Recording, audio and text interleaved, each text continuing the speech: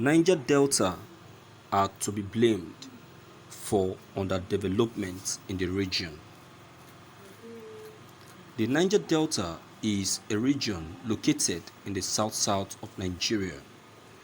This area is abundantly blessed with oil reserves, and it has been the powerhouse of the Nigerian economy for decades now. When taking a close look at oil-producing nations of the world, UAE, Kuwait, Iraq, etc., and seeing how their citizens prosper economically and maintain high standards of living, one may easily predict the Niger Delta to be so. Unfortunately, the reverse has been the case, as majority of the locals in the region are revealed to be living in deep poverty. Despite the fact that about 2 million barrels of crude oil and also natural gas is pumped out of the region daily, with a population of about 32 million people, less than 30% of the people have access to clean water.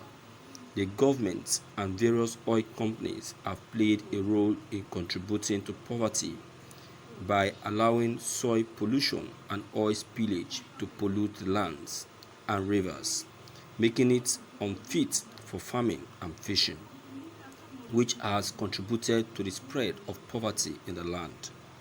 However, I am of the point of view that the indigenous themselves are also responsible and should be blamed for this predicament, with some of the genuine reasons examined in this article. 1. High level of corruption. The issue of corruption amongst the indigenes of Niger Delta is no breaking news at anyone who lives in their midst. From their leaders in government, traditional rulers and youth, everyone simply wants quick money. If a cheap oil company wants to explore their land in an illegal way, they simply bribe the traditional rule chiefs. The youth and they immediately give them consent. The result, oil pollution, which affects the livelihood of everyone because of the greed of some. Even if a prestigious oil company should show interest to carry out drilling operations or establish any facility at all, you must first pay what is called matching ground. Where is that done anywhere in the world? Is it even legal? This attitude can drive away companies and investors. And even if they decide to pay, you have just given them a cheap license to carry out any activities as they deem fit. Instead of large amount of money that will only be beneficial to those in charge, why can't they be very strict about building community projects? Basic amenities like good roads, clean water, free education, good housing and electricity are characteristics of crude oil rich areas, but all these are lacking in Niger Delta today. Why? Simply because of greed. 2. Poor performance of the NDDC.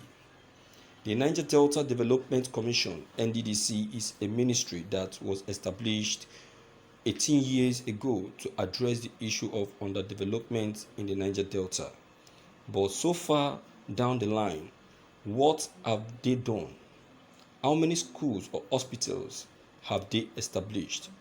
It was revealed by Senator Akpabio that the NDDC has about 12,000 abandoned projects spread across the 9 states in the region. This is just total wastage of the country's resources. Take for example, in Delta State, about 59.8 billion was awarded for contracts in the state between 2007 and 2011. About 1.37 billion of this money was spent on water projects, but recent findings discovered that only 20 water projects were carried out and only 5 are operational as at today. Also in Rivers State, around October 2004, NDDC awarded construction of 6 classrooms and toilets across public schools in the state, but 15 years later, none is in existence. A typical NDDC road cannot last more than 5 years. NDDC has been known for owing different contractors money, and this has been the ever cause of abandoned projects.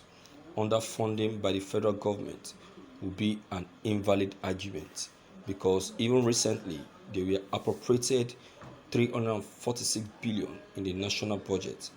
Over the years, they have been well funded. So what exactly is the problem? The ministry is just underperforming, and it is solely run by the people. 3. Age-long insecurity issues. This has somewhat turned to a normal issue in the Delta. Militancy, piracy, and kidnapping always comes across the mind of people when Niger Delta is being discussed. Militancy has always been the last resort by the youth whenever their demands are not being met by the government or existing companies. Also, kidnapping of oil company workers is now turning to a trademark today. Oil companies pay security agents heavily to protect their staff from molestation by the youth. Take a critical look at Warri today. So many oil companies fled from the star city. So many abandoned facilities over the place, and the people are suffering dearly today for it. Most companies prefer to locate their headquarters in other parts of the country but place their facilities in the Niger Delta due to fear of attacks by host communities if any conflict should occur. Are the indigenes not shooting themselves in the leg by this erratic behavior? A report by the Niger Delta Annual Conflict reveals that there were over 416 violent incidents that resulted in over 1,000 deaths in 2019. Kidnapping is now a well-known tactic by hooligans to extort money for the big and small companies. The issue of cultism among the young boys and youth, people that are supposed to be enjoying quality education and abundant job opportunities, is just a sad story to tell.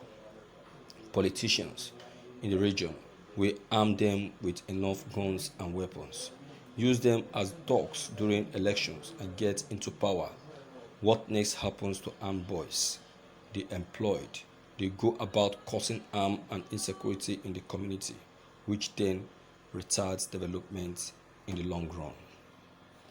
How can the federal government, state governments, NDDC, and oil companies claim they provide for the same people and they still live in deep poverty? Something is definitely wrong somewhere, and as explained in this piece, the people have a big hand in their predicament. All these factors are caused by them, and if it is not addressed, poverty and underdevelopment will still stick around in the coming years. Thank you for listening to this news. Viewers, that's just the fact. Yes, Niger Delta, they are actually of a truth the cause of the problem. And the organization, the government organization assigned the basic responsibility to care and provide for these people are not actually doing as told. Instead, they keep siphoning and diverting the fund to their own purse. I'm not surprised that this is happening, because that is Nigerian for you. You know, Nigerians are actually after their own purse, and this is the reason why these people are agitating for their own republic, just like Biafrans. You understand? So there is always a reason for every action, just like they say there can never be a smoke without fire. You understand? And that is what is happening now. So I'm not surprised this is happening. It's supposed to happen because these people have been maltreated, they have been cheated, they have been deceived. Understand? So all of these things are not supposed to be happening to them. So that is why they are agitating. So these people, yes, of a truth, they are the cause of their predicament, but this shouldn't be happening to them. This is not the reason why this governmental body will be taking advantage of them. Understand? So my viewers, as you can see, the real fact and the real reason why Niger Delta is lacking behind today. Why don't you place your comments so that it will get to the table of the higher authority, so that opinions will be what, something will be done concerning that.